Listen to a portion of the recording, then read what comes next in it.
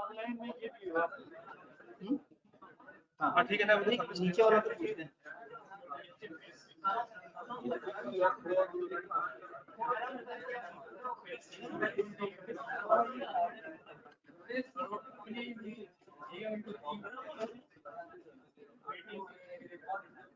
अस्सलाम वालेकुम जनाब। ऑनलाइन वाले हजरात, आवाज, स्क्रीन, कैमरा तीनों चीजें क्लियर है? बेहतरीन हो गया अल्हम्दुलिल्लाह। आज जो है वो प्रोसेसिंग टाइम थोड़ा सा और कम, और नीचे जो है वो बस उस टाइम पे रश लगता है कि क्लास निकल रही होती है, क्लास एंटर हो रही होती है, वो एक नेचुरल रश है, ठीक है, वो 5-1 मिनट की टोटल है। तो कल आप लोगों ने घर जाके थोड़ा सा पढ़ा, फिर 50 मिनट बाकी 50 मिनट में से जो बच गया था टाइम, उसका क्या किया? दोबारा पढ़ा, फिर से पढ़ा, बार बार देखा, एक एक लफ्ज पे गौर किया, ऑफर की डेफिनेशन पे उलझे रहे 20 मिनट तक, फिर रट्टा मार लिया। जी जनाब, ऑफर की डेफिनेशन थोड़ी सी तकलीफदेह चीज है, जो कि अभी मैंने आपको कहा था कि आपने नहीं पढ़नी, लेकिन क्योंकि मैंने कहा था नहीं पढ़नी तो आपने लाजमी पढ़ी होगी, परेशान भी रहे होंगे, फिर समझ आया होगा कि उस्ताद ने किसी वजह से मना किया था।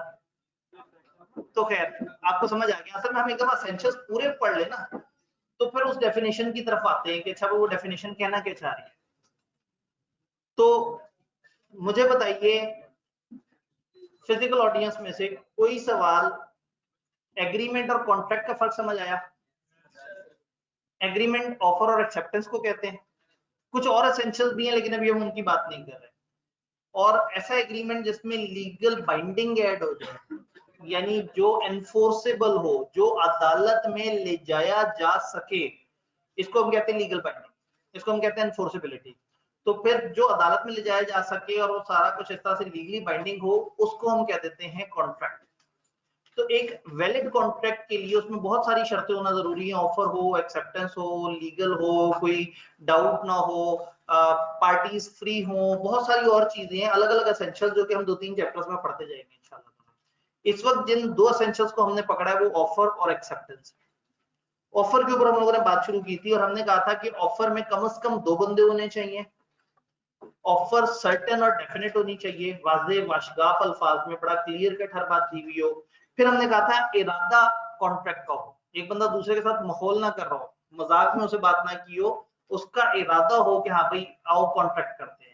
और चौथी चीज हमने कहा था ऑफर कम्युनिकेट होनी चाहिए, इसमें 2 चीजें तो आसान थी, बोल के या लिख के।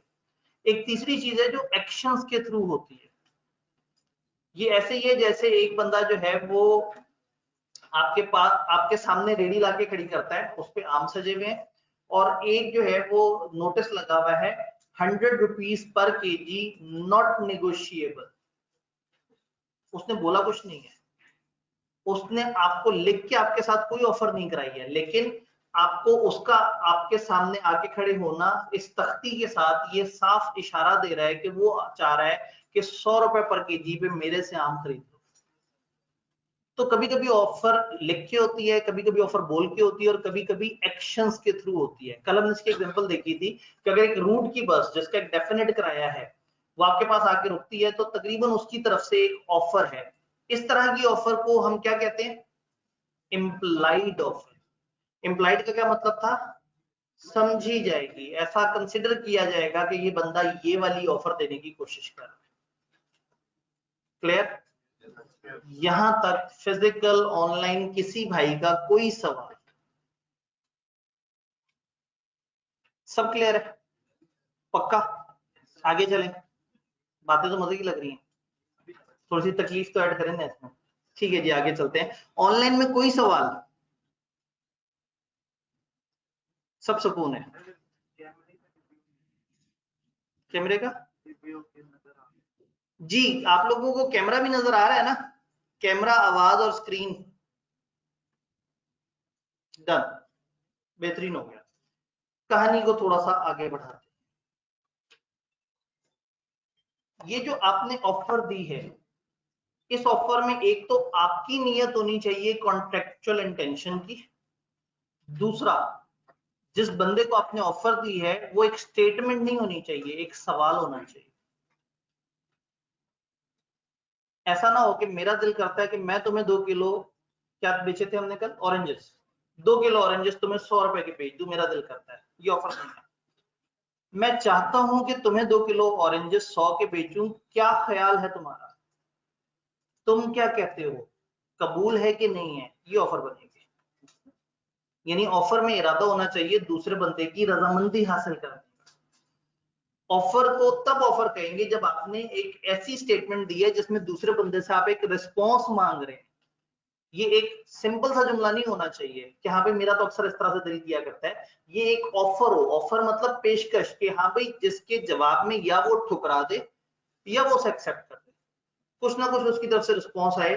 तो ऑब्जेक्टिव ऑफ कंसेंट होना चाहिए, इसमें आपका इरादा रजामंदी का होना चाहिए कि आप उस बंदे से कंसेंट लेना चाह रहे हैं कि हाँ भाई आपने अपनी कंसेंट देनी है। लो जी, मैनेजमेंट ने एक ठीक पेन के बदले मुझे दूसरा ठीक पेन दिया और दोनों नहीं चल रहे। क्या टच स्क्रीन काम भी कर रही है? उनसे कहा भाईजान आपका दूसरा पेन भी नहीं चलता। यही मैं तजुर्बा करने वाला हूँ।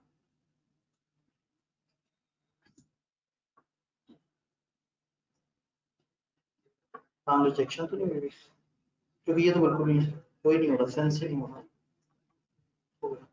जोर से।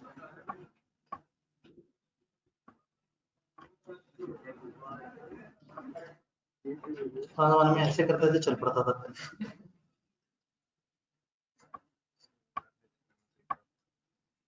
भाई वो दूसरे बंदे का उठाया हुआ था पेन आपने।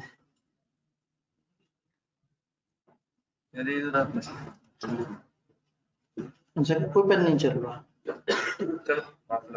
उन्होंने कहा कोई एक इशू तो रहना चाहिए मुझसे। शायद उंगली से भी नहीं लिखा जा रहा, नहीं तो मैं कुछ ना कुछ, जब गंदा ही लिखना है तो। ये पेन नहीं है, ये उंगली है। ठीक है, मैं कामयाब हूँ। ऑब्जेक्टिव ऑफ कंसेंट, कंसेंट का इरादा होना चाहिए। आप चाह रहे हो कि दूसरा बंदा आपके इस सवाल के जवाब में कुछ कहे। ऐसा ना हो कि आपने दूसरे बंदे के सामने अपने दिल की बात की और मुस्कुरा के आगे चलते बने। जवाब तो सुन ले, रिस्पॉन्स तो देख ले, आपने जो ऑफर दी है उसके बदले अगला बंदा आपको किस किस्म का जवाब देता है। तो ऑफर का मतलब है कि एक ऐसी चीज लें। पेन समझो चल पड़ा, फिर इंतजामिया को रास्ते में रोक दीजिएगा, वो चलना पड़ेगा। हाँ तो देखिए तो सही, आते भी नहीं। जी, ऑब्जेक्टिव ऑफ कंसेंट, ये पॉइंट समझ आ रहा है? तो अच्छी ऑफर वो होगी जिसमें दो बंदे हों कम से कम, जिसमें ऑफर कम्युनिकेट हुई हो प्रॉपर तरीके से, ऑफर देने वाले का इरादा ऑफर देने का हो और ऑफर देने वाले का अंदाज ऐसा हो कि वो दूसरे से रजामंदी लेना चाह रहा है। यहां तक बात समझ। ऑफर कंडीशनल भी हो सकती है, ऑफर किसी शर्त के साथ भी लिंक हो सकती है। फॉर एग्जाम्पल एक बंदा कहता है कि देखो अगर कल मार्केट ओपन हुई तो मैं तुम्हें 2 kg ऑरेंजेस 100 रुपए में बेचूंगा। तो ये ऑफर कब वैलिड होगी? जब मार्केट खुली हुई हो, और अगर मार्केट खुली नहीं होगी ऑफर वैलिड नहीं है। तो ऑफर कंडीशनल भी हो सकती है, ऑफर डिपेंडेंट भी हो सकती है, may be subject to some condition. कुछ कंडीशंस की मातहत हो सकती है, उसमें कुछ ना कुछ कंडीशंस हो सकती है। तो ऑफर में कभी कभी एक बंदा कह सकता है कि अगर फलाना शर्त पूरी हो गई तो मेरी ऑफर वैलिड है, और अगर वो शर्त पूरी नहीं हुई तो मेरी ऑफर वैलिड नहीं है। तो अगर वो शर्त पूरी होगी तो ये ऑफर वैलिड कहलाएगी, अदरवाइज नहीं कहलाएगी। आप दूसरे को भी ऑप्शन दे सकते हैं, आप कह सकते हैं अच्छा यार देखो मैं तुम्हें ये ऑरेंजेस 100 रुपए में बेच दूंगा, लेकिन शर्त ये है कि तुम अगर दो 50-50 के नोट दो। क्या कंडीशन है? अब अगर अगला बंदा 100 रुपए का नोट दे दे तो ये बंदा कहेगा नहीं भाई मैंने आपको शर्त बताई थी। हाँ अगर इसरार ना करे और एक्सेप्ट कर ले तो एक अलग बात है, लेकिन अगर आपने कुछ शर्त बताई है तो वो शर्त पूरी होगी तो ऑफर वैलिड है, वरना वो वैलिड नहीं। तो इसमें ये सोल डिस्क्रिशन है ऑफरी की कि वो एक्सेप्ट करे या रिजेक्ट कर दे। आपने कहा दो 50-50 के नोट, उसकी मर्जी हो गया नहीं भाई आपने अजीब सी बात कर दी, मैं जा रहा हूँ आपके पास। या आपने कह दिया अगर कल मार्केट खुली होगी तो ये बात होगा, तो हो सकता है कि यार अगर कल पे बात जा रही है, अच्छा रहने दो, मैं किसी और से डील कर लेता हूँ। तो ऑफर देने वाला ऑफर में कोई शर्त रख सकता है, शर्त पूरी होगी तो ऑफर वैलिड है, शर्त पूरी नहीं होगी तो ऑफर वैलिड नहीं है। और शर्त का मतलब है एक कंडीशन है जो अभी अननोन है, कल मार्केट खुलती है नहीं खुलती पता नहीं, उस बंदे के पास 2 50-50 के नोट हैं या नहीं है कोई पता नहीं। तो ऑफर में कुछ ना कुछ कंडीशंस हो सकती हैं। कंडीशनल ऑफर लैप्स कर जाएगी जब वो कंडीशन एक्सेप्ट ना की जाए, जब वो बंदा 2 50-50 वाली बात पे नहीं मान रहा या वो कल वाली बात पे नहीं मान रहा, तो ये ऑफर फारिग है, क्योंकि ऑफर डिपेंडेंट है कंडीशन पे। ये बात समझ आई?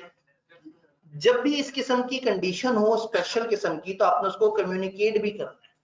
अगर आपकी ऑफर में कोई खास शर्त है कि इस ऑफर में मैं आपसे ये एक्सपेक्ट कर रहा हूँ, ये एक्सपेक्ट कर रहा हूँ, तो आपने ये शर्तें प्रॉपर तरीके से अगले बंदे को कम्युनिकेट करनी है। हम बिजनेस लॉ में थोड़ा पढ़ते हैं, लेकिन उसके अंदर से सिनेरियो बन सकते हैं। तो हो सकता है एक सिचुएशन आए जिसमें एक स्पेशल कंडीशन और वो कहें कि वो बताना आप भूल गए थे, तो आप जवाब देंगे 1 मिनट, ये ऑफर गलत थी, क्योंकि कंडीशंस तो थी लेकिन कंडीशंस की कम्युनिकेशन नहीं थी। तो ये जो हम एसेंशियल जितने भी पढ़ रहे हैं, इनको रट्टा मारने के बजाय इनको हमने जहन में बिठाना है कि हाँ भाई एक ऑफर कब वैलिड ऑफर होती है, वकीलों की तरह बहस करनी है कि हाँ भाई इसमें शर्त तो थी लेकिन शर्त बताई नहीं थी, जब शर्त बताई नहीं तो ये शर्त वैलिड ही नहीं होगी, ये ऑफर ही गलत हो जाएगी। तो स्पेशल कंडीशन अगर कोई है तो आपने लाजमी कम्युनिकेट भी करना है। यहां तक बात समझ आई? ऑफर में नेगेटिव कंफर्मेशन नहीं होनी चाहिए। जी बताइए। जी, जिसको ऑफर दी जा रही है हो सकता है पलट के वो भी अपनी कुछ शर्तें रख दे। बिल्कुल बड़ी मजे की बात की, इसको हम कहते हैं काउंटर ऑफर। इसने दूसरे को कहा हाँ भाई मैं चाहता हूं कि 100 रुपए में आपको 2 केजी ऑरेंजेस बेचूं, उसने कहा मैं चाहता हूं 80 रुपए में डील हो। अब आपकी ऑफर फौत हो गई, उसकी ऑफर आ गई। अब आपको एक्सेप्ट करना होगा कि आपको 80 कबूल है या नहीं। हो सकता है आप कहें नहीं 90, अभी आपकी तरफ से ऑफर हो गई। यानी ऑफर के बदले में जवाब आने के बजाय मुकाबले पे एक ऑफर आ जाए तो ये काउंटर ऑफर बन जाती है। इससे ओरिजिनल ऑफर खत्म और नई वाली ऑफर वैलिड हो जाती है। अब वो ऑफरर बन गया, आप ऑफरी बन गए।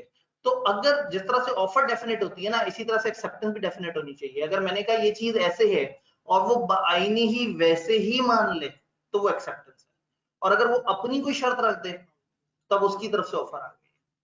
तो जब हम एक्सेप्टेंस में जाएंगे तो उसका जो मेन पॉइंट है वो यही है कि एब्सोल्यूट होनी चाहिए, अनकंडीशनल। जो ऑफर थी बिल्कुल वैसे ही एक्सेप्ट करे तो वो एक्सेप्टेंस कहलाएगी, वरना वो एक्सेप्टेंस नहीं कहलाएगी। डन। नेगेटिव कंफर्मेशन, ये मैं खास तौर पे लिख रहा हूं। नेगेटिव कंफर्मेशन एसेंशियल नहीं है, नेगेटिव कंफर्मेशन नहीं होनी चाहिए ऑफर। ये नेगेटिव कंफर्मेशन क्या है? नेगेटिव कंफर्मेशन का मतलब होता है जवाब ना आने का मतलब है जवाब आ गया। अजीब सी बात। ए ने बी को खत लिखा, उसने कहा जी मैं चाहता हूं कि तुम्हें ऑरेंजेस बेचूं, 3 दिन तक तुम्हारा जवाब नहीं आया तो मैं समझ जाऊंगा तुम्हें कोई एतराज नहीं। नेगेटिव कंफर्मेशन, अगर 3 दिन तक तुम्हारा जवाब नहीं आया तो मैं ये समझूंगा कि तुम्हें इस पे कोई एतराज नहीं है। अक्सर नॉर्मल जिंदगी में होता है, आप दोस्तों से इस तरह से कहते हैं यार अच्छा 2 दिन तक देखो, अगर तुमने इनकार करना 2 दिन तक बता देना, तुमने इनकार ना किया 2 दिन तक तो मैं खुद ब खुद समझूंगा कि तुमने ये बात कबूल है। नॉर्मली तो यही होता है कि एक बार। हाँ, अब नॉर्मल रूल क्या है? नॉर्मल रूल ये है कि ये ऑफर है, खामोश रहने का मतलब इनकार है, और मुंह से इनकार कर देने का मतलब इनकार है, ये चीज अलाउड है। लेकिन एक ऑफर में जवाब ना आने की सूरत में ये समझ लेना कि ये एक्सेप्ट कर लिया उसने, ये नेगेटिव कंफर्मेशन है। तो ऑफर में ये चीज नहीं होनी चाहिए, इससे बहुत कंफ्यूजन फैल जाती है। तो नेगेटिव कंफर्मेशन ऑफर के अंदर नहीं होनी चाहिए। ये बात समझ आई कि आपने किसी को खत भेजा और कहा अगर इस खत का जवाब मेरे तक नहीं पहुंचा तो इसका मतलब है कि सब ओके। अगला बंदा खत का जवाब आपको भेजे और रास्ते में डाकिया फौत हो जाए। पुराने जमाने की बात करें, 150 साल पुरानी, उस वक्त 15-15 दिन तक तो खत ट्रेवल करते रहते थे। तो आप खत पे किसी को ऑफर लिखें और कहें अगर महीने तक तुमने जवाब नहीं दिया, क्योंकि क्या है खर्चा भी तो बचाना होता था कई दफा दोस्तों का। तो एक बंदे ने दूसरे को ऑफर की, उसने कहा देखो ये ऑफर है, बड़ी जबरदस्त ऑफर है, इनकार करना हुआ तो खत में बता देना। तुम्हारा इनकार ना आया तो मैं समझ जाऊंगा कि तुमने सिर्फ खर्चा बचाया डाक का और तुम एक्सेप्ट कर रहे हो इस ऑफर को, मैं माल रवाना कर दूंगा। ये बड़ी खतरनाक बात है, क्योंकि हो सकता है उस गरीब ने फौरन से इनकार का खत भेजा हो और खत रास्ते में डूब गया हो, किसी दूसरे मुल्क बैठा है, बहरी जहाज के थ्रू खत आ रहा हो, पुराना जमाना ना, कबूतर फिसल गया और रास्ते में गया, कबूतर से स्लिप हो गया हो भाई। 150 साल पहले मोड ऑफ कम्युनिकेशन यही थे, बहरी जहाज, कबूतर, डाकिया। तो नेगेटिव कंफर्मेशन में ना पता नहीं पहुंची कि नहीं पहुंची, ऑफर भी पहुंची थी या नहीं पहुंची थी। आपने खत भेजा, आपका वाला डाकिया मर गया और महीने बाद आपने माल भी रवाना कर दिया कि हाँ भाई खत भेजा था, जवाब नहीं आया, इसका मतलब है वो भी मेरा ही हम ख्याल है। पता नहीं आप इस गुफ्तगू में से कोई दूसरा मीनिंग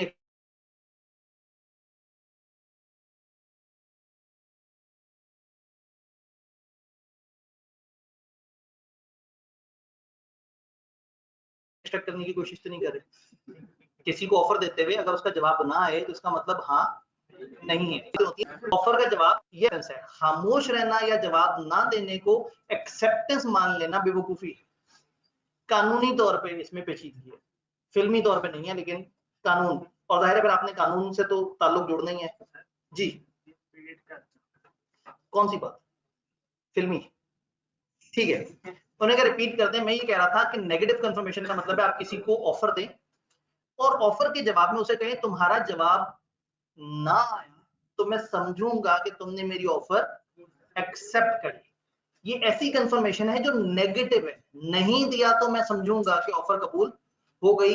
इस तरह का कॉमन लाइफ में कई दफा होता है, लेकिन कॉन्ट्रैक्ट एक्ट ने मना कर दिया। उन्होंने कहा ऑफर में नेगेटिव कंफर्मेशन नहीं होनी चाहिए, पॉजिटिव कंफर्मेशन होनी चाहिए कि जवाब या तो वो इनकार में दे या वो एग्री करके जवाब दे।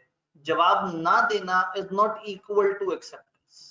अगर ऑफरी ने ये कहा हो कि अगर तुम्हारे 15 दिन बाद जवाब दे दिया ठीक है बस एक्सेप्ट कर लें जी, अब अगेन ऑफरी को अनकंडीशनल एक्सेप्टेंस देनी है। हम आगे एक्सेप्टेंस के एसेंशियल पढ़ेंगे ना, पहले ये एसेंशियल होगा एब्सोल्यूट और अनकंडीशनल। वो शर्त नहीं रख सकता, अगर वो शर्त रख रहा है तो उसकी तरफ से ऑफर आ गई है जी। ऑनलाइन में बात समझ आ रही है जी। सोल डिस्क्रिशन रिपीट करते हैं। सोल डिस्क्रिशन, डिस्क्रिशन का मतलब होता है मर्जी, सोल का मतलब होता है अकेले। तो हमने कहा ऑफरी की फिर सोल डिस्क्रिशन है, टोटल मर्जी है ऑफरी की। आपने उसको कहा ये शर्त है मेरी ऑफर कबूल करनी है तो बताओ, उसकी मर्जी कि वो ऑफर कबूल करे, उसकी मर्जी की वो ऑफर रिजेक्ट कर दे, यानी उसकी टोटल मर्जी है। इसके लिए हम इंग्लिश का वर्ड इस्तेमाल करेंगे, उसकी सोल डिस्क्रिशन है, उसकी सोल डिस्क्रिशन, ये जो हमने कंडीशन में पॉइंट बोला था। तो हम ये कह रहे हैं कि an offer can not be in the form of negative confirmation, और नीचे बताया कि नेगेटिव कंफर्मेशन क्या होती है। if it's not accepted within specified time then will be presumed to have been accepted, यानी इस चीज को कहते हैं नेगेटिव कंफर्मेशन और ये चीज मना है, ये नहीं होना चाहिए। तो मैं ये नहीं बता रहा कि negative confirmation is essential of offer, मैं बताना चाह रहा हूं कि नेगेटिव कंफर्मेशन का ना होना एसेंशियल। ये मान लिया जाए कि तुम्हारा अगर जवाब ना आया तो ऑफर एक्सेप्ट नहीं हुई, हाँ ये तो कॉमन अजम्पशन है। हाँ अब ये पॉजिटिव ही है ना कि आप कहते हैं कि मैं खत भेज रहा हूँ, खत का जवाब नहीं आया तो इसका मतलब है तुम्हारी तरफ से ना है। उसमें भी आगे जाके पढ़ेंगे रीजनेबल टाइम का वेट करना पड़ता है। आपने खत भेजा और खत महीने बाद उसको पहुंचा तो उसका जवाब आपको कब तक पहुंचेगा, मजीद महीने बाद। आप उसे खत भेजें और 10 दिन बाद माल किसी और को भेज दें और वो गरीब बेचारा जो है वो आपको खत का जवाब भेज रहा हो, तो हम आगे जाके पढ़ेंगे कि अगर खत रवाना हो गया है उसके पास से तो आप बाउंड हो जाते हैं। ये हम आगे जाके पढ़ेंगे एक्सेप्टेंस के अंदर। यहां तक सारी बातें समझ आ रही हैं ठीक। लैप्स का क्या मतलब है, यहाँ पे एक वर्ड लैप्स आया, लैप्सेस। लैप्स का मतलब जाया हो जाना, खत्म हो जाना, बेकार हो जाना। तो कंडीशनल ऑफर बेकार हो जाती है, जाया हो जाती है, फारिग हो जाती है, मतरूक हो जाती है जब उसको एक्सेप्ट ना किया जाए। बच्चा कहेगा गलत बंदे से मतलब पूछ लिया, ठीक है जी। नेगेटिव कंफर्मेशन क्लियर हो गई। Then invitation of an offer नहीं होना चाहिए, ऑफर होनी चाहिए। एक होता है इनविटेशन ऑफ ऑफर और एक होता है ऑफर, दोनों में फर्क है। ऑफर का मतलब एक बंदे ने बड़े वाजे तरीके से आपको कहा, हाँ भाई ये चीज मैंने आपको इतने की बेचनी है, बताओ आप क्या कहते हो। इनविटेशन टू ऑफर क्या होगा, आपके सामने फलों की रेडी आई, ना कोई प्राइस टैग लगा हुआ है, ना उस बंदे ने बोल के कोई ऑफर बताई है, लेकिन फलों की रेडी, एक बंदा फल की मार्केट में बैठा हुआ है, फ्रूट मार्केट में बैठा हुआ है, सामने फल से जाके बैठा हुआ है, तो आप अगर जाके उससे पूछें ये फल यहाँ क्यों रखे हुए हैं, तो अगर कोई फैसला बात से हुआ तो आगे से उल्टी सीधी सी आपको जुगत मारेगा कि भाई मतलब मैं फल क्यों सजा के बैठा हुआ हूँ, मतलब मैं क्या चाह क्या रहा हूँ, मैं फल की मार्केट में बैठा हुआ हूँ, रेडी में फल सजे हुए हैं, तो इसका एक ही मतलब है कि भाई आओ बताओ खरीदना है कि नहीं। लेकिन चूंकि फल सजा के बैठा हुआ है और ना कोई ऑफर दी, ना फल के साथ कोई रेट लिस्ट लगाई, तो इसका मतलब है वो इनवाइट कर रहा है कि यार ये मेरा माल पड़ा हुआ है, आओ बातचीत शुरू करते हैं। तो शायद अगला बंदा आके, क्योंकि अभी उसने वो नहीं दिया एब्सोल्यूट, उसमें कोई अमाउंट नहीं बताई, ये तो कंफर्म है कि वो चाह रहा है कि बात हो, लेकिन अगर उसने लिखा होता ना 100 रुपए के फल अवेलेबल है, तो ये उसकी तरफ से ऑफर होती है। फल सजा के बैठने का मतलब इनविटेशन टू ऑफर। कॉलेज इस बिल्डिंग में बाहर लिख के लगाते हैं एडमिशंस ओपन, तो ये ऑफर नहीं है, इनविटेशन। ऑफर तब हो जब वो कहें हाँ जी जवाद साहब का ये वाला बैच इतने हजार की फीस में अवेलेबल है, आप आए पैसे जमा कराएं, अगर आप आके पैसे जमा करा देते हैं तो हम समझेंगे आपने ऑफर कबूल कर लिया, ये प्रॉपर ऑफर है। और एक ये कि बाहर बोर्ड लगा हुआ है एडमिशंस ओपन, अखबार में इश्तिहार आया, कंपनियों के प्रोस्पेक्टस होते हैं वो अखबार में इश्तिहार देते हैं कि जी हम लोग अपने शेयर बेचने लगे हैं, तो आप लोग आइएगा, और उसके ऊपर फिर एक खास दिन जो है वो सब्सक्रिप्शन ओपन होगी। तो इनविटेशन टू ऑफर और ऑफर में फर्क है। ऑफर का मतलब है बड़े वाजे तरीके से एक बंदे ने या अपने एक्शन से या बोल के या लिख के, तीन तरीके है ना, दूसरे को एक ऐसी ऑफर दे दी कि जिसमें दूसरे को समझ आ गया कि क्या चीज कितने की बेची जा रही है, और एक तरफ एक माहौल सा सजा हुआ, तो इसका मतलब है कि वो ऑफर नहीं है, वो इनविटेशन। तो किताब ये चाहती है कि आप इनविटेशन ऑफ एन ऑफर को ऑफर कंसिडर ना करें, यानी अगर एक इनविटेशन टू ऑफर है तो that is not equal to offer, ये ऑफर नहीं है, ये ऑफर नहीं मानी जाएगी। जी वहां से भाई कुछ कहना, देखिए अगर तो एक जगह लिखा हुआ है, वो कहते हैं ये कपड़े 500 रुपए के, और साथ लिखा हुआ है उसको काट के 400 रुपए नॉट निगोशिएबल, तो उनकी तरफ से फाइनल ऑफर आपके पास आ गई, भाई 400 रुपए की चीजें लेनी है तो बताओ। और अगर एक जगह पे प्राइस टैग भी लिखा हुआ है और नीचे लिखा हुआ है discounts available subject to discussion या इस तरह, तो इसका मतलब अभी वो उस तरह से ऑफर नहीं है, अभी उसमें डाउट है, अभी वो बैठ के बातचीत होगी फिर चीज सामने आएगी। तो इनविटेशन का मतलब है दूसरों को रागिब करना कि आओ जरा अपनी ऑफर तो दो, और ऑफर का मतलब है आपने अपनी तरफ से कह दिया ये मेरे पास माल है और इसकी ये कीमत है, अब तुम बताओ तुम्हें इनकार है या इकरार, या तो वो यस कह देगा या वो नो कह देगा, या वो बदले में अपनी काउंटर ऑफर ला देगा, ठीक है मेरे पास ये ऑफर है बताओ क्या कहते हो। क्या बात समझ आई? जी जी टेंडर जो है वो दो जगह पे इस्तेमाल होते हैं हमारे यहाँ लॉ के अंदर, एक कंटिन्यूइंग ऑफर जो हम अभी थोड़ी देर में इंशाल्लाह ताला पढ़ रहे होंगे, और एक आगे जाके हम देखेंगे खास तरह की परफॉर्मेंस। ये जो टेंडर आते हैं गवर्नमेंट के, ये ज्यादातर इन्विटेशन टू ऑफर होते हैं, वो कहते हैं हम लोग जो है वो माल खरीदना चाह रहे हैं, तो जो जो हजरात बेचना चाहते हैं फलाना फलाना तारीखों में फलाना लोगों से राब्ता करें।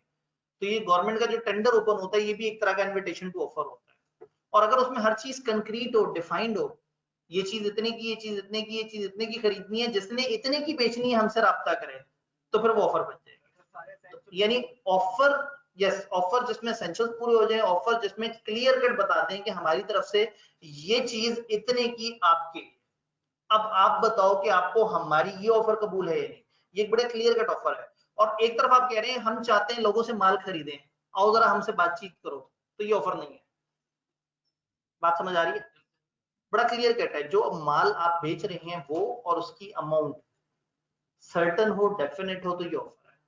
अगर आप किसी को बुला रहे हैं कि आओ बातचीत करते हैं, आओ जरा देखो तो सही, ऑफर तो कराओ, कोई बताओ तो सही तुम्हारे दिमाग में क्या है, तो फिर ये इनविटेशन टू ऑफर है। तो जो एब्सोल्यूट है, क्लियर कट है, वो ऑफर है, और जिसमें आप दूसरों को अट्रैक्ट कर रहे हैं, वही बात है ना, एडमिशन ओपन का बोर्ड ऑफर नहीं है, वो एक अट्रैक्ट कर रहा है, वो इनवाइट कर रहा है कि आओ अंदर आओ, या हम ऑफर दें या तुम लोग ऑफर दो।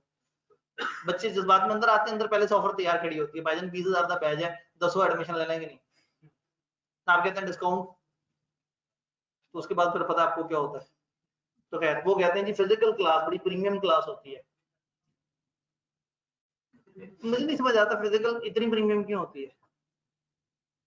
चेहरा मुबारक देगा, ये इनको भी तो नजर आ रहा है, कैमरे वालों को भी, और 2 GB उनको थोड़ा सा अटक अटक के नजर आ रहा है। तो कहने का मतलब है कि अगर तो घर बैठने की कंफर्ट हो और घर में पढ़ाई का माहौल बन सकता हो, फिर तो बहुत अच्छी ऑप्शन होती है। लेकिन प्रॉब्लम ये है कि घर में माहौल नहीं बनता।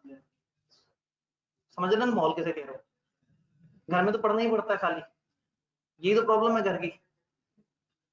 घर में हॉस्टल वाला कहाँ से माहौल लेके आएंगे, दोस्त कहाँ से लेके आएंगे, घूमना फिरना कहाँ से लेके आएंगे। कुछ लोग वाकई सीरियस होते हैं, उनसे हॉस्टल में पढ़ाई हो जाती है, पता नहीं हॉस्टल में कौन मुत्तकी परहेजगार लोग हैं जो पढ़ लेते हैं। शायद आज के दौर के हॉस्टल्स के एनवायरनमेंट काफी बेहतर हो गए हों, अब पढ़ने वाला माहौल होता है हॉस्टल्स में। जब सुबह की क्लास लेने कॉलेज आना और रात जहन में ये हो कि कपड़े तो सारे मैले हैं, और फिर रात 1 बजे अचानक से याद है और कुछ कपड़े आप बाल्टी में डालें, उसमें पानी भरें, सर्फ छोड़ दें और सोचें जब सुबह उठूंगा तो ऑटोमेटिकली धुल चुके होंगे। हॉस्टल वाले ऐसे धोते हैं ना कपड़े, सुबह उठेंगे पानी से गुजारेंगे धुल गए होंगे, उन्होंने कौन सी मशीनें चलानी है। लेकिन घर में तो सुकून है, नाश्ता भी सुबह बेड पे लेटे लेटे मिल जाना है, लेक्चर भी लेट के ऐसे नींद दराज होकर देख रहे होते हैं। तो बस वो यही है कि घर में होता है ना तो पकड़े जाते हैं कि पढ़ नहीं रहे, तो इसलिए लोगों को हॉस्टल आना होता है। तो हमने देखा कि कोविड वाले टाइम्स में, ऑनलाइन क्लासेस वाले टाइम में ICAP के ज्यादा अच्छे रिजल्ट्स आए हैं, और जब आधा फिजिकल आधा ऑनलाइन हुआ तो थोड़े खराब हुए, और ये पूरा ऑनलाइन है और ये पूरा फिजिकल हुआ है तकरीबन, अल्लाह खैर करे, तो इसमें भी मुझे लग रहा है कि रिजल्ट खराब ही होगा। तो ये जो है ना, ये सिर्फ दिमाग का मामला है कि घर में पढ़ाई होती है, यहाँ पढ़ाई होती है, पढ़ाई दिल से होती है। वो हॉस्टल में खराब बच्चों के दरमियान बैठ के भी हो सकती है, और वो घर के बेहतरीन एनवायरनमेंट में भी नहीं हो सकती कई दफा। खैर वापस इधर आते हैं, इन्विटेशन ऑफ एन ऑफर को ऑफर कंसिडर नहीं करना।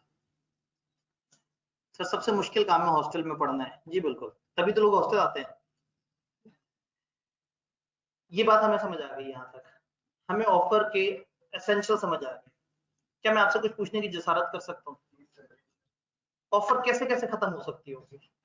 मतलब एक ऑफर आई तो क्या क्या आपके दिमाग में ऑप्शन आते हैं कि इससे ऑफर खत्म हो जाती होगी? काउंटर ऑफर, उसके बदले में ऑफर आ गई, ऑफर खत्म हो जाती होगी। ऑनलाइन वाले जरा आप भी बताइएगा। रिजेक्ट कर दिया, अगले बंदे ने खुद ही इनकार कर दिया, नहीं चाहिए ऑफर। कम्युनिकेट प्रॉपर नहीं हुई, वो तो खैर ऑफर क्रिएट ही नहीं हुई। एसेंशियल पूरे ना हो आगे जाके किसी वजह से, कंडीशन जो रखी थी वो कंडीशन फॉत हो गई, वो इंप्लीमेंट नहीं हो सकी। किसी ने नेगेटिव कंफर्मेशन बीच में ऐड कर दी, खैर वो तो ऑफर ही वैलिड नहीं थी। जी टाइम, आपने कहा अगले 4 दिन तक की ऑफर है, 4 दिन गुजर गए, और मतलब ये ऐसे ही है जैसे कॉलेज वालों ने कहा जी फिजिकल क्लास में एडमिशन जारी है तब तक जब तक क्लास फिल नहीं हो जाती। तो ये ऑफर किस दिन फौत हो जाएगी?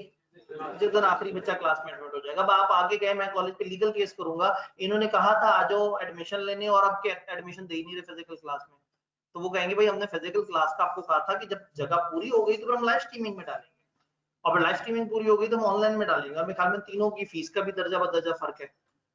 ठीक जी, और कोई तरीका जिससे ऑफर खत्म हो जाती हो? नहीं, ऑफर लिखने वाले तो लिख के दिया ना, वो खत्म कैसे हो? वॉइड हो जाए, उसमें कुछ ऐसी कानूनी पेचीदगी आ जाए बाद में। अभी वॉइड के वर्ड के हम ऊपर आगे जाके बात करते हैं। अगला बंदा रिस्पॉन्स ना दे खास टाइम तक, अगर फिक्स है, और फिक्स टाइम नहीं है तो एक रीजनेबल टाइम, वो अदालत बताएगी कि कितने टाइम तक रिस्पॉन्स आना चाहिए था। कोई इलीगल मामला हो जाए, एक अहम बात जिसकी तरफ किसी का ध्यान नहीं दिया, ऑफर देने वाला ही मर जाए एक्सेप्ट होने से पहले, या ऑफर ही मर जाए, ऑफर देने वाला पागल हो जाए, कई तरीके हो सकते हैं। जिन ऑरेंजेस की ऑफर दी है वही गल जाए, फिर तो वो ऑफर ही खत्म हो गई कि यार ये वाले ऑरेंजेस इस कैटेगरी वाले, वो अगर उन्हीं के ऊपर बिजली गिर जाए,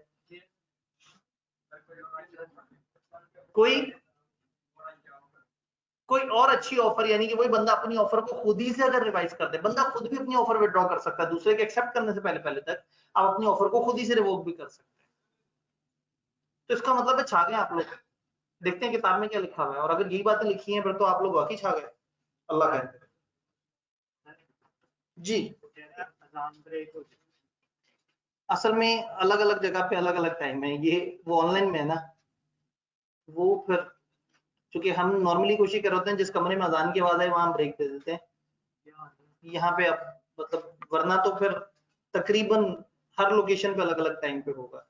ये थोड़ा सा एक कानूनी मसला है। ऑफर कैसे कैसे लैप्स हो जाती है, किताब में लिखा हुआ है, revocation before acceptance by the offeree. Offeree की एक्सेप्टेंस देने से पहले पहले ही आप खुद से रिवोक कर दें, खुद से। जी बिल्कुल, तकरीबन आखिरी पेज पे आपको ये बात नजर आएगी, दिखाएं जरा हैंड आउट, सेकंड लास्ट या लास्ट पेज, बिल्कुल लास्ट पेज के एंड पे लिखा है,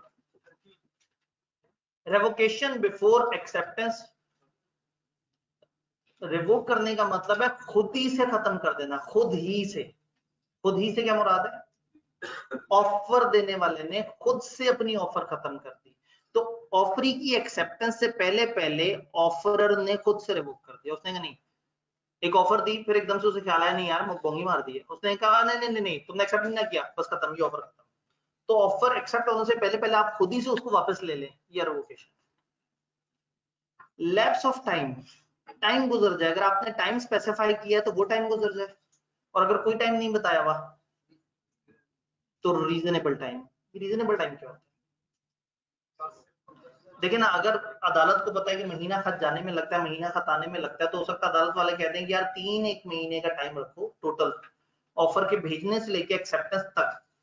3 महीने से ऊपर एक्सेप्टेंस नहीं हुई तो समझो ऑफर खत्म हो गई। ऐसा ना हो ना बंदा 17 साल बाद आके कहे हाँ वो आपने ऑफर दी थी, ये ले एक्सेप्ट। तो रीजनेबल कितना होता है ये मुश्किल बात है, हर बंदे के लिए वर्ड रीजनेबल का अलग अलग मतलब है। आज एक बच्चा एक मुझे मेल करे और कहे सर ये एक जरूरी सवाल है, जरा इसका रीजनेबल टाइम में जवाब दे दीजिएगा, तो अगर मैं 3 दिन में भी जवाब दे दूंगा तो वो कहेगा कि हाँ सर ने तो बड़े रीजनेबल टाइम में जवाब दे दिया। एक बच्चा पेपर से पिछली रात 1 बजे एक सवाल व्हाट्सएप ग्रुप में पूछे, सर तैयारी बिल्कुल एंड पे बताएं, अब अगले 1 घंटे में क्या करूं, और मैं 2 घंटे बाद भी जवाब दूं, तो क्या वो रीजनेबल टाइम है?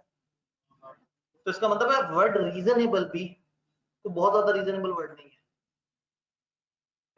ये जो वर्ड मुनासिब है ना, इंतहाई गैर मुनासिब वर्ड है।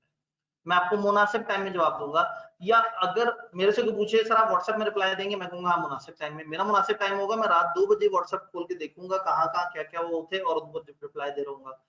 शायद ये वाले भाई से कोई पूछे व्हाट्सएप का आप जवाब देते हो, उनका मुनासिब टाइम में, शायद ये 15 सेकंड में नोटिफिकेशन आने से सिर्फ जेब से मोबाइल निकालने तक का सफर तय करना हो तो ये शायद जवाब देते हैं। ये दौरे हाजिर के जदीद बच्चे हैं, हम पुराने दौर के जरा पुराने लोग हैं। फिर आप लोग क्लास के बीच में मोबाइल भी निकाल लेते हैं, हमारा मोबाइल भी पता नहीं कहाँ पड़ा होता है, साइड पे कहीं पड़ा हुआ होता है। तो हम जरा कदामत पसंद पुराने लोग हैं, क्लास के अदब एहतराम का ख्याल रखने वाले। तो आजकल के बच्चे जो है वो आते तो मतलब उनकी चेहरे की मुस्कुराहट बता रही होती है कि ताजा ताजा उन्होंने जो स्टेटस डाला था उस पर उनके किसी चाहने वाले ने कमेंट किया। तो वो मतलब बच्चे ऐसे सुकून से बैठे होते हैं, साथ साथ ना ऐसे ये लेक्चर देखें,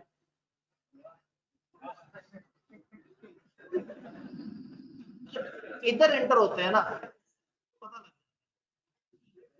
क्योंकि एक वक्त में ना दो दुनिया में जीना आसान नहीं, कोशिश करें दोनों दुनिया को एंजॉय करें।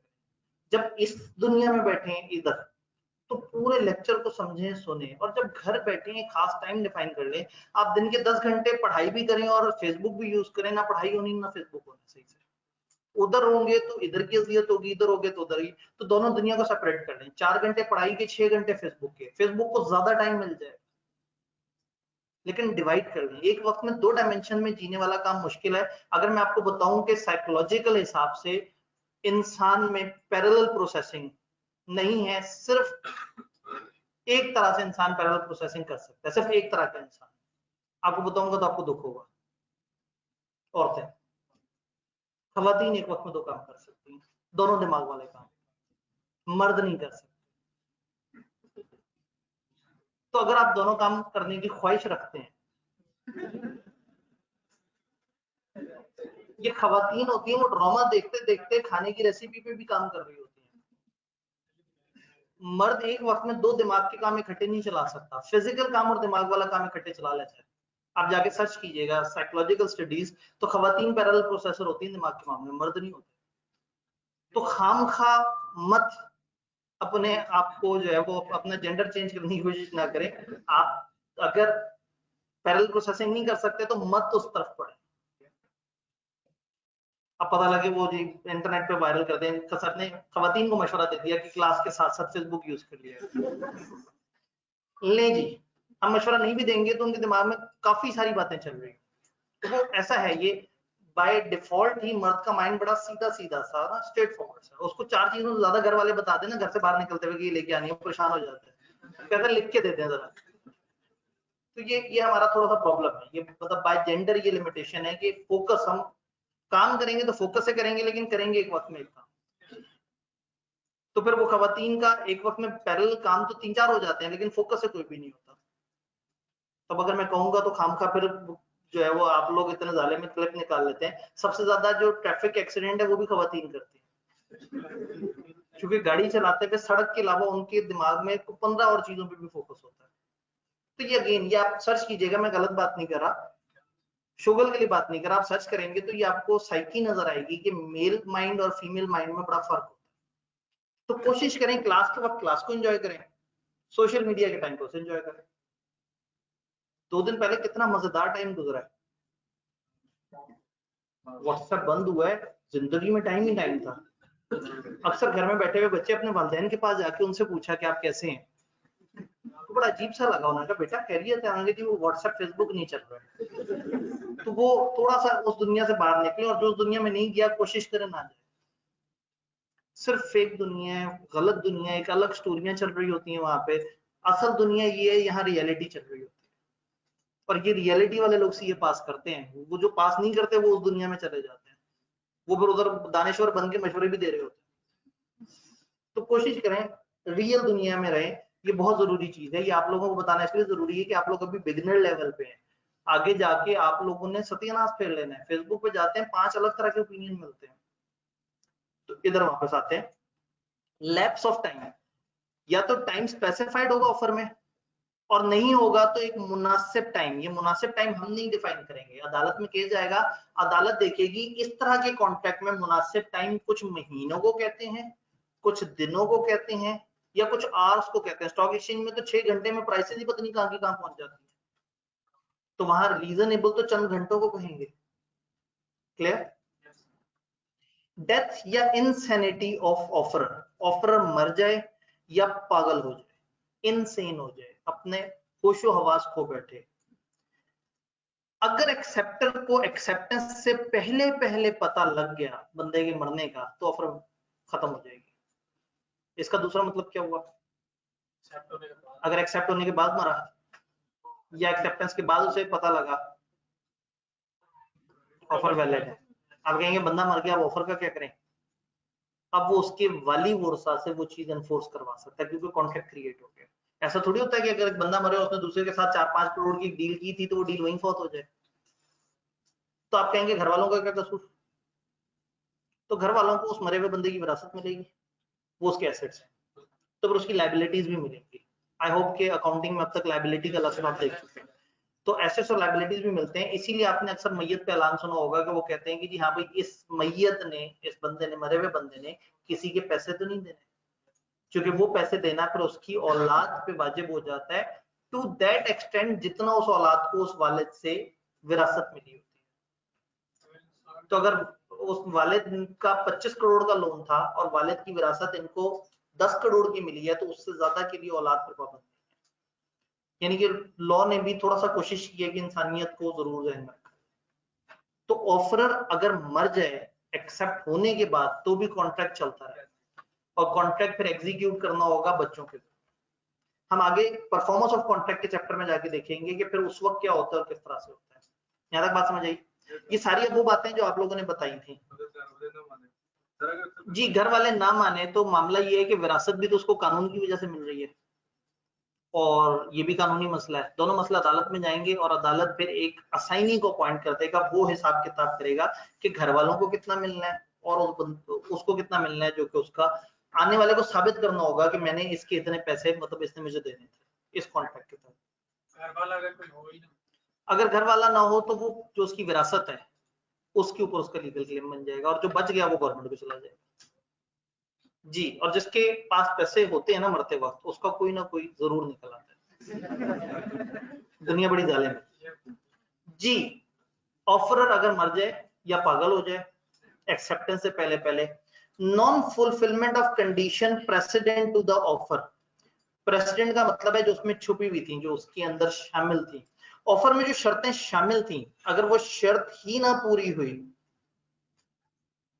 ऑफर में शर्त ये थी कि कल अगर मार्केट खुली होगी तो मैं तुम्हें ऑरेंजेस बेचूंगा, और कल मार्केट खुली नहीं थी तो ऑफर खुद ब खुद खत्म हो गई। काउंटर ऑफर इज मेड, ये भी आप लोगों ने बताया था। Non acceptance according to requirement of offerer. Offerer ने कहा था कि वो 2 50-50 के नोट दोगे तो फिर बात बनेगी, और दूसरे बंदे ने आपकी उस रिक्वायरमेंट का एहतराम नहीं किया, ऑफर फारिग हो गई। नॉन एक्सेप्टेंस या एक्सप्रेसली रिजेक्शन, खुद ही से मना कर दिया। ऑफर ही नहीं कह दिया नहीं जी तुम्हारी ऑफर ही बड़ी बेकार है, मुझे नहीं चाहिए, उसी वक्त ऑफर फौत हो जाए, ऑफर की तौहीन कर दी गई।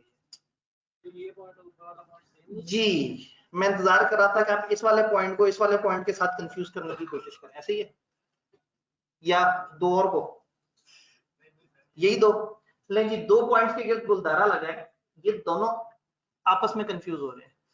ऊपर वाला पॉइंट क्या कह रहा है, non fulfilment of condition precedent to the offer. Offer में जो शर्त छुपी हुई थी, अगर वो शर्त पीछे से ही पूरी ना हुई, शर्त क्या थी, अगर कल मार्केट खुली हुई तो फिर मेरी ऑफर वैलिड है, यानी ऑफर वैलिड होनी ही तब थी जब वो वाली शर्त पूरी हो जाती, वो और है।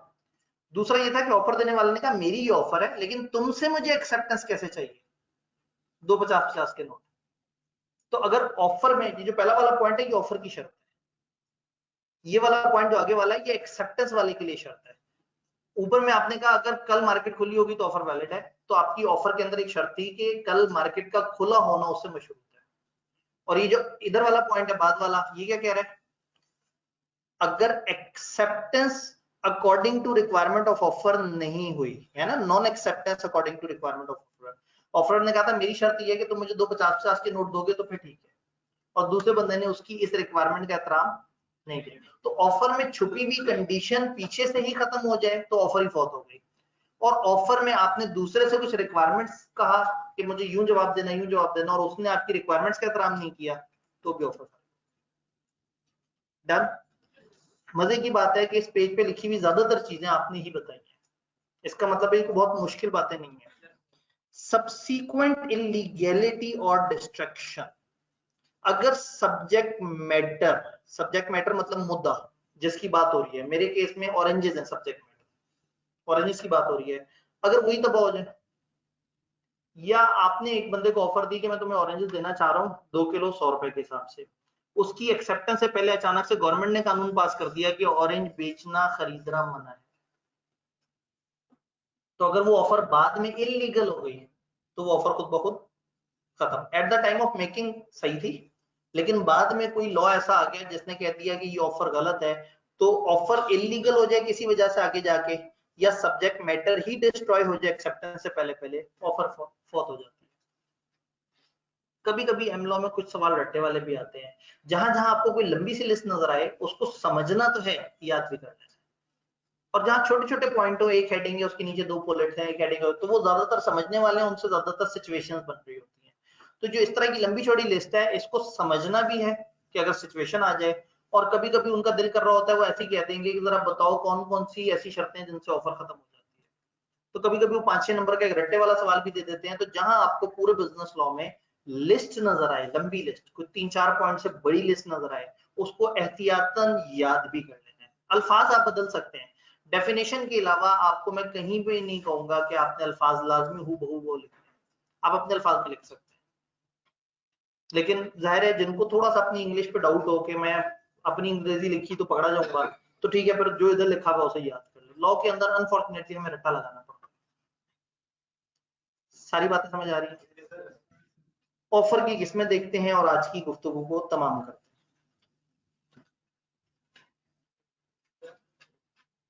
ऑफर पे मैं वापस आ गया।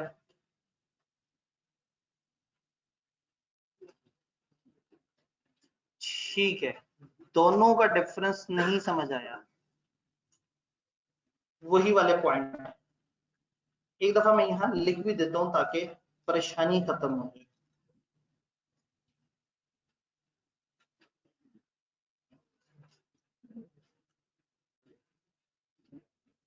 कंडीशंस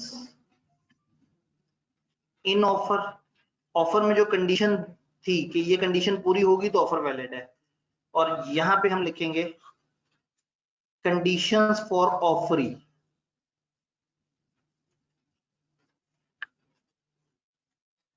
अगर मेरी राइटिंग समझ आ गई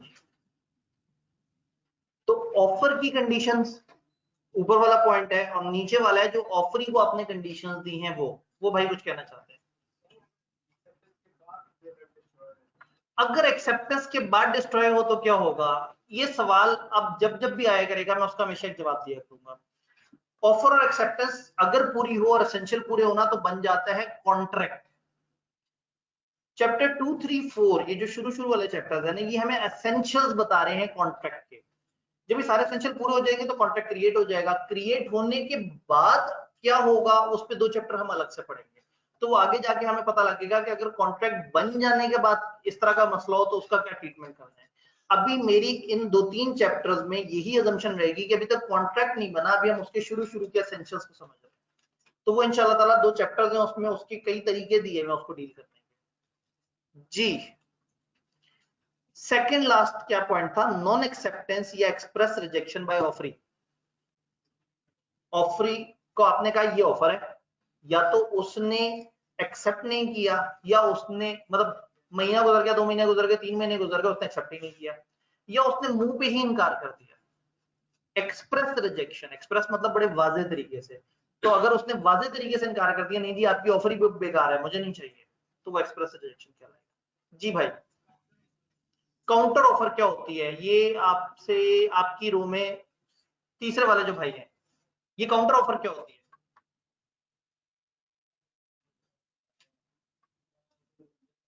ठीक है, अगर आपने एक ऑफर दूसरे को भेजी और दूसरी तरफ से पलट के कोई ऑफर आ गई कि नहीं यार वो नहीं ये वाली बात, तो ये काउंटर ऑफर कहलाती है। जी ऑफर के लैप्स, ठीक है जी, काउंटर ऑफर का ऑनलाइन में भी सवाल आया हुआ था, दोनों तरफ आंसर हो गया। अब ऑफर की टाइप्स पे चलते हैं। घबराए तो नहीं बैठे, हम रोक भी सकते हैं, कोई मसला नहीं है, हमें बहुत जल्दी नहीं है, बाकी कोई जल्दी नहीं है। हाँ नीचे भी जा। जी नहीं, नीचे तो मैंने 10 मिनट बाद जाना है, और सामने जितना लिखा है 10 मिनट में तो बड़े आराम से हो जाता है। जी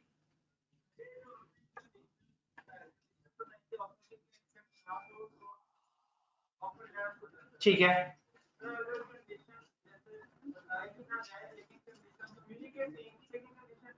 तो वो ऑफर ही गलत थी। अगर कंडीशंस हो और कम्युनिकेट ना की जाए तो हम मानते हैं कि वो ऑफर ही गलत थी, यानी वो ऑफर हुई ही नहीं थी।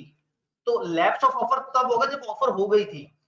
अगर एक बंदे ने शर्तें रखी और शर्तें कम्युनिकेट ही नहीं की, तो इसका मतलब है कि वो ऑफर ही मतलब पैदा ही नहीं हो सकी, वो ऑफर बन ही नहीं सकी।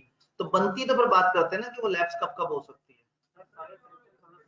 सारे एसेंशियल्स पूरे होने जरूरी है, सारे के सारे। जी तो कोई स्पेशल कंडीशन नहीं है, एक ऑफर देने वाले ने कोई शर्त नहीं बताई तो इसका मतलब है कोई शर्त नहीं है उसमें, क्योंकि अगर होती तो बताना वाजिब था, और वो ना बताए, वो बताना भूल जाए और बाद में क्या मुझे अभी याद आया और अगला बंदा एक्सेप्ट कर चुका हो, तो बस ही फंस गया, क्योंकि इसने जब बताई नहीं कोई खास शर्त उसने मान लिया। जी अगर रिटर्न में दिया और अगले बंदे ने नहीं पढ़ा, याद करें ऑफर कम्युनिकेट कब होती है, बोली भी जब सुन ली जाए, लिखी भी जब पढ़ ली। तो जब तक पढ़ा ही नहीं ऑफर कम्युनिकेट ही नहीं। अगर उसने पढ़ के साइन कर दिया और उसको समझ नहीं आई तो उसकी गलती, फिर हम उसे बाद में पकड़ेंगे। अभी हम एक्सेप्टेंस तक नहीं पहुंचे, अभी हम ऑफर तक हैं। अभी हम कल अगले बंदे की तरफ भी जाएंगे कि उसकी तरफ क्या खिचड़ी है। जी यहाँ से कुछ जी जी बिल्कुल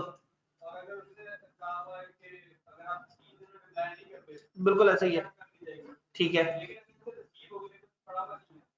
देखिए अब इसका मतलब है आप पहुंच गए दूसरे बंदे की तरफ कि दूसरा बंदा आप जवाब दे या ना दे तो फिर क्या होगा। अभी तक हम इस पहले बंदे की तरफ खड़े हैं, हम अभी ऑफर फेंक रहे हैं। कल हम एक्सेप्टेंस की कहानियां डिस्कस करेंगे कि अब दूसरे बंदे ने अब क्या करना है और कब तक रिस्पॉन्स देना है। अभी हम एक एसेंशियल पढ़ रहे हैं ऑफर वाला, जो इंशाल्लाह ताला अभी हमारा डिस्कस होके खत्म हो जाएगा इंशाल्लाह। जी रिटर्न में ऑफर दी है, ठीक है, तो कोई ऑफर्स में इस तरह से वर्ड्स की मोल्डिंग की होती है, ठीक है। अगर हम लोग उस मोल्डिंग में आकर जरा नुकसान वाली ऑफर, अगर एक बंदे ने ऑफर दी और ऑफर में आपको गुमराह करने की कोशिश की हो, धोखा देने की कोशिश की हो, जान के अल्फाज तोड़ मरोड़ के पेश की हो, तो इसके लिए दो वर्ड्स इस्तेमाल होते हैं, फ्रॉड और मिसरिप्रेजेंटेशन। चैप्टर नंबर 4 में इसके ऊपर पूरा यूनिट पढ़ेंगे। अभी हम सिर्फ ऑफर, अभी हम ये सारे एसेंशियल जरूरी हैं। एक चीज ध्यान में रखनी है, आप पहले दिन एक चीज पढ़ के पूरा कानून नहीं समझे हैं। अभी तो हमने सिर्फ एक यूनिट देखा, अभी एक एक करके सारे यूनिट जोड़ेंगे, फिर मैं कहूंगा आप सारे यूनिट पूरा होगा, लो जी कॉन्ट्रैक्ट बन गया। फिर हम उससे आगे जंप करेंगे, अब कॉन्ट्रैक्ट परफॉर्म कैसे होगा, कॉन्ट्रैक्ट खत्म कैसे होगा। तो अभी तो हम बिल्कुल पहले ही यूनिट पे हैं, ऑफर पे। लेकिन अच्छा ये लगा है कि आप उसको लॉजिकली समझना शुरू हो गए हैं और उस पे वकीलों की तरह डिबेट करना शुरू हो गए, ये अच्छी बात है। लेकिन फिलहाल जितना हमने पढ़ा है बस उसी के दायरे में रह के डिबेट करनी है। अभी बहुत सारी बातें हमने नहीं पढ़ी, अभी ऑफर के साथ बहुत सारी और कनेक्टेड चीजें हैं जो कि और एसेंशियल हैं। मुआवजे पे बात नहीं हुई अभी तक, लॉ पे बहुत ज्यादा डिटेल से बात नहीं हुई, जो पार्टीज कर रही थी वो होशावास में थी या नहीं उस पर बात नहीं हुई, कोई जोर जबरदस्ती तो नहीं थी, क्या कोई कंफ्यूजन तो नहीं थी, कोई मसलो मसाइल तो नहीं थे, क्या लॉ ने किसी जगह मना तो नहीं कर दिया था। अभी सारी बातें होंगी इंशाल्लाह आहिस्ता आहिस्ता, अभी तो स्टार्ट है। अगर तेज पढ़ा तो जल्दी सिलेबस खत्म हो जाए। जी जी ऑफरी लिखा है वो, मेरा ई आपको शायद समझ ना आया। नहीं जी, ये एक सवाल आया है कि वो जो 2 पॉइंट जिनमें मैंने गुलदारे लगाए हैं उनको एक्सप्लेन कर दें। मुझे क्लास में से किसी वॉलंटियर की जरूरत होगी, कोई भाई जो आसान अल्फाज में वाले पॉइंट बता सके, वही 2 पॉइंट। अब हमने फैसला कर लिया है कि आज हमने इतना ही पढ़ना है जी। ये जो गुलदारे लगे हुए हैं, कोई वॉलंटियर क्लास में जो इसमें गाइड कर सके। ज्यादा गलत बता देंगे, शर्मा क्यों रहे हैं। मतलब अगर लोग ज्यादा हाथ खड़े नहीं कर रहे तो उसका मतलब है सारे घबराए बैठे हैं, तो कोशिश तो करें। ठीक है, वो भाई की तरफ देखते हुए, और आपने बताना है कि आपको समझ आई या नहीं आई। जी में जो है वो कंडीशंस ऑफ एन ऑफर है, ऑफर की क्या कंडीशन है वो फुलफिल होंगी तो ऑफर वैलिड होगी। सेकंड में रिक्वायरमेंट्स ऑफ ऑफरर हैं, ऑफरर की अपनी जो रिक्वायरमेंट्स हैं उसमें ऑफर आप इन मेरी ये रिक्वायरमेंट्स हैं इनको एक्सेप्ट करके आप ऑफर एक्सेप्ट करेंगे। लाइक जैसे सर ने बताया था कि वो कहता है कि मुझे 50-50 में अगर 100 है ना तो मुझे 50-50 के नोट्स चाहिए, वो आप नहीं फुलफिल कर सकते तो तभी वर्ड होगा। बिल्कुल, बड़े अच्छे तरीके से उन्होंने बताया कि जो पहला वाला पॉइंट है वो तो है कि ऑफर में शर्त छुपी हुई है। हाँ, कि अगर ऐसा हो गया तो ऑफर, मतलब ऑफर वैलिड होगी या नहीं होगी उसमें एक शर्त है। वो शर्त है कि फलाना दिन फलाना वक्त, एक बंदा कहता है देखो मेरा बहरी जहाज अगर आ गया टाइम से तो मैं तुम्हें इंपोर्टेड माल दे दूंगा। अब जब तक बहरी जहाज ने आना ही नहीं है, ये ऑफर तो पैदा ही नहीं हुई। दूसरे में क्या है, आप ऑफर के अंदर ऑफरी को बता रहे हैं कि यार देखो मैं तुम्हें ऑफर दे रहा हूं लेकिन तुमने यूं और यूं करके कबूल करना है। अगर तुमने मेरी इन शर्तों को यूं मान के कबूल किया तो मैं मानूंगा तुम्हारी एक्सेप्टेंस हुई है। तो एक तरफ ऑफर के अंदर शर्त थी कि ऑफर जिंदा ही तब होगी जब वो वाली शर्त पूरी हो जाए। जैसे मैंने कहा कि कल अगर मार्केट ओपन हुई, तो ये पहला वाला है। दूसरे वाले में हम कह रहे हैं कि ऑफर देते हुए हम एक्सेप्ट करने वाले को कह रहे हैं देखो तुम अगर यूं करके बात मान लोगे तो फिर ये ऑफर तुम्हारे लिए वैलिड है। जी यहाँ से भाई कुछ कैंसर पहले पॉइंट में ऑफर और ऑफरी दोनों कुछ नहीं कर सकते, उनको बड़ी मजेदार बात कर दी। पहली वाली बात में ऑफर ऑफरी दोनों के हाथ में कंट्रोल नहीं है। एक कंडीशन है पूरी हो गई तो ऑफर जिंदा है, पूरी ना हो सकी तो ऑफर जिंदा नहीं है। और दूसरे वाले में ऑफरी पे पाबंद है। आपने तो ऑफरी को कह दिया कि देखो मेरा दिल करता है कि 2 50 के नोट हो तब बात बनेगी। अब आगे से ऑफरी अगर सही से एक्सेप्ट नहीं करता तो फिर मसला है। और अब जब हम एक्सेप्टेंस में जाएंगे तो ये वाला पॉइंट वहां दोबारा से रिपीट होगा कि उसने एक्सेप्ट करते हुए एब्सोल्यूट और अनकंडीशनल एक्सेप्टेंस देनी है, उसने आगे से चेंज नहीं कर देना आपकी शर्तों को। जी यहां तक सारी बातें क्लियर? मेरे ख्याल में ठीक है, आपकी बचत हो गई है, कोई मसला नहीं, हमें कुछ जल्दी नहीं है। ये इंपॉर्टेंट चैप्टर है। पुराने जमाने में भी कुछ मुनासिब से सवाल यहाँ से आते थे, उस वक्त एम लॉ के पोर्शन की वेटेज 50 नंबर होती थी, अभी 100 नंबर का हो गया है, तो अब इस चैप्टर में से थोड़े से और सवाल आने की भी एक्सपेक्टेशन है। तो अभी हम यहाँ पे ब्रेक लगाते हैं, कल इंशाल्लाह ताला ऑफर की किस्मों पे बात करेंगे, एक्सेप्टेंस की कुछ शर्तें पढ़ लेंगे और परसों इंशाल्लाह ताला एक्सेप्टेंस के मामले को कंप्लीट कर लेंगे ताकि प्यारा सा एक टेस्ट हम लोगों का चैप्टर का पूरा बन सके इंशाल्लाह। यहाँ से भाई कुछ कहना चाह रहे हैं? अच्छा जो लाइव स्ट्रीमिंग वाले हैं ना, मैं 2-3 मिनट में आपके पास पहुंच रहा हूँ इंशाल्लाह ताला। लाइव स्ट्रीमिंग वाले जी, लाइव स्ट्रीमिंग वालों मैं 2-3 मिनट में आपके पास आ रहा हूँ। अगर आपका कोई सवाल अभी भी अनएड्रेस है तो मैं उसको आंसर कर दूंगा, आपका सवाल नहीं है तो चले जाइएगा, ये एक नेगेटिव कंफर्मेशन होगी, मैं समझ जाऊंगा आपका सवाल नहीं है। जी यहाँ से कुछ भाई कह रहे थे? कुछ नहीं कह रहे थे, वो कह रहे थे जाना है। ठीक है जी, अपना ख्याल रखिएगा। जी चैप्टर 2 इतना ही है जितना आपके पास है, थोड़े से उसमें कुछ इजाफी एलिमेंट्स हैं एसेंशियल्स, वो अभी हम नहीं पढ़ रहे, वो भी इसी के ऊपर ही मिल जाएंगे। ठीक है जी, मिलते हैं इंशाल्लाह। जी किसका